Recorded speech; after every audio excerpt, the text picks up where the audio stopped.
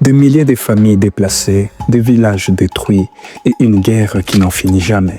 Depuis des décennies, l'Est de la RDC est le théâtre d'un conflit sanglant. Mais qui se cache réellement derrière l'un des chefs des guerres les plus redoutés de la région? Qui est le général Makenga, l'homme qui commande les M23 et qui fait trembler les milliers de Congolais? 95% des Congolais ne connaissent pas les véritables enjeux de cette guerre. Aujourd'hui, nous allons lever les voiles sur cet homme, son parcours, ses alliances secrètes et les conséquences de ses actions sur la population. Restez jusqu'à la fin car vous découvrirez des révélations surprenantes sur son rôle et son influence. Préparez-vous car ce que vous allez entendre risque de changer votre regard sur l'un des conflits les plus meurtriers de notre époque. N'oubliez pas de vous abonner, de liker la vidéo et laisser un commentaire juste pour donner votre avis sur ce qui sera dit. Numéro 5. L'homme le plus recherché mais toujours libre.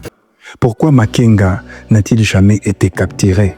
Malgré des mandats internationaux contre lui, plusieurs mandats d'arrêt internationaux pèsent sur lui, mais il continue de circuler librement contre la RDC, l'Ouganda et le Rwanda.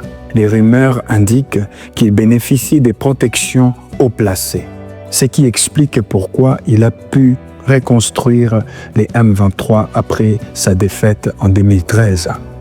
En 2021, les M23 refait surface avec une puissance militaire surprenante. Les experts s'interrogent concernant Makenga.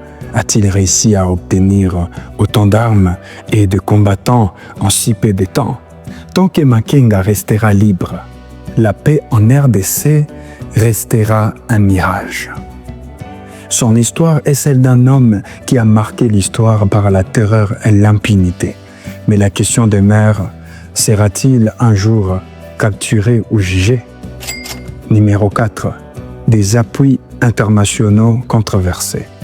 Comment un chef rebelle peut-il survivre aussi longtemps face à des armées nationales et aux forces de l'ONU? L'un des aspects les plus troublants du cas Makenga est son réseau de soutien international. Il est de notoriété publique que les M23 reçoivent un appui logistique et financier du Rwanda qui voit dans ce groupe armé un levier stratégique contre le gouvernement congolais. Les rapports des Nations Unies ont documenté la présence d'armes sophistiquées et de munitions en provenance du Rwanda au sein du M23, ainsi que des entraînements dispensés à ses combattants. Mais malgré ces preuves accablantes, les pressions diplomatiques n'ont jamais suffi à mettre fin à cette aide. Le soutien dont bénéficie Makenga lui permet de rester une menace constante, capable de se réorganiser et de relancer les conflits à chaque accalmie, qui tire les ficelles en coulisses. Pourquoi personne n'ose réellement affronter ses puissants alliés? Ces questions restent sans réponse. Numéro 3. Les ombres de la guerre. Les milliers de morts sur sa conscience. Combien de victimes portent le poids des décisions du général Makenga? Des chiffres effrayants. Depuis son accession au sein des groupes rebelles, Makenga est accusé d'être responsable de la mort de 10 000 personnes dans l'Est de la RDC. Selon plusieurs rapports d'ONG des Nations Unies, ces chiffres incluent non seulement les victimes directes des combats, mais aussi celles des exactions commises par les M23 contre la population civile. Les massacres de Kishiché, survenus en 2022, est l'un des événements les plus marquants de son règne. Pendant plusieurs jours, les combattants du M23 exécutent plus de 300 civils. Selon les rapports officiels, les survivants parlent d'une barbarie indescriptible. Des familles massacrées, des femmes violées, des enfants tués sous les yeux de leurs parents. Makenga et ses hommes sont aussi accusés d'avoir recruté des centaines d'enfants soldats, les obligeant à combattre sous la menace des morts.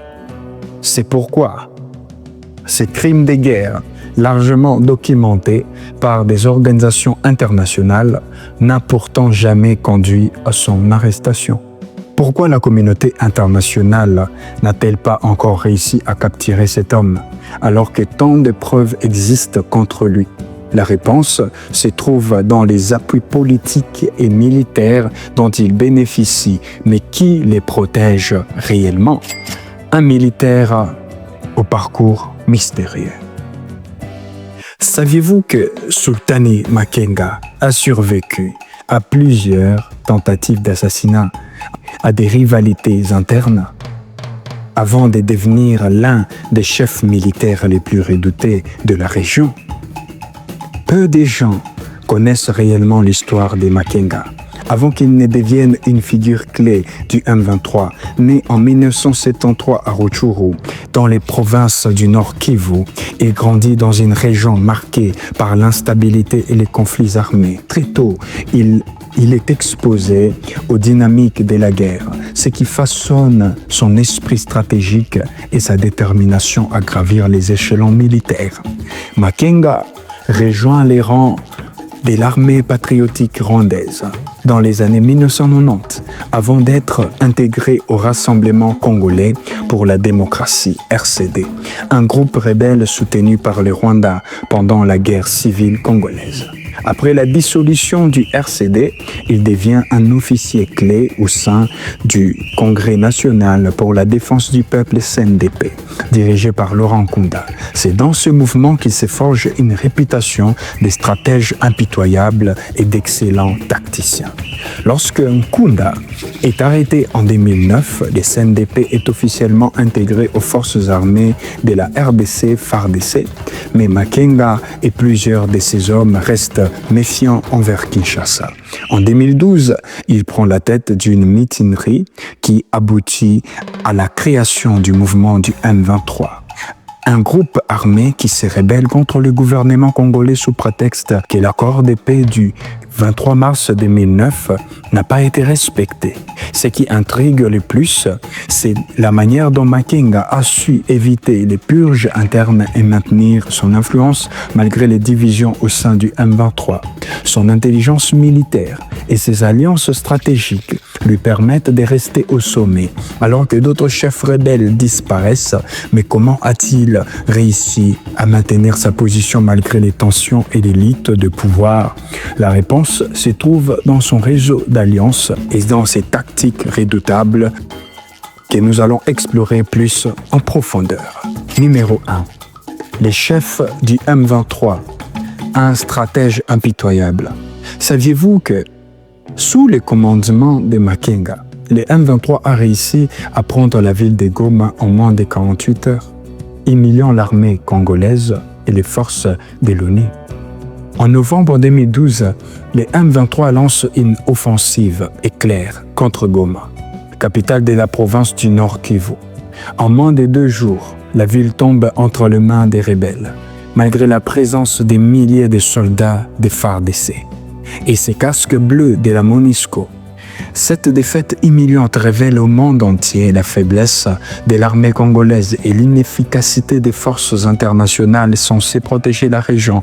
Mais ce qui choque encore plus, c'est la manière dont Makenga orchestre cette prise de pouvoir, contrairement à d'autres groupes armés désorganisés. Le M23 sous son commandement fonctionne comme une véritable armée. Il impose une discipline stricte à ses hommes, utilise des stratégies de combat sophistiquées et bénéficie d'un armement moderne, ce qui soulève immédiatement des soupçons sur l'origine de ses ressources. Après la prise de Goma, Makenga tente de négocier avec le gouvernement, mais ces demandes sont jugées inacceptables. Face à la pression internationale et une contre-offensive militaire, le M23 est contraint de se retirer en décembre 2012. Mais Makenga ne disparaît pas pour autant. Il se replie en Ouganda avec une partie de ses hommes, où il continue de manœuvrer en coulisses. Ce qui est fascinant, c'est la capacité de Makenga à rebondir après une défaite, alors que beaucoup pensaient que la chute de Goma marquerait la fin du M23. Il parvient à relancer les mouvements des années plus tard, avec encore plus de force et de ressources. D'où est-ce qu'il tire son financement?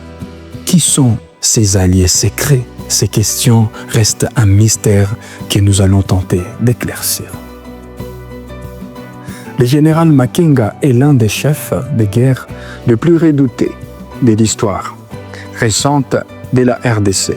De son accession au sein des forces rebelles et son pouvoir et son rôle central dans le M23, son parcours est marqué par des victoires militaires fulgurantes, les alliances troublantes et des crimes de guerre qui ont coûté la vie à des milliers d'innocents.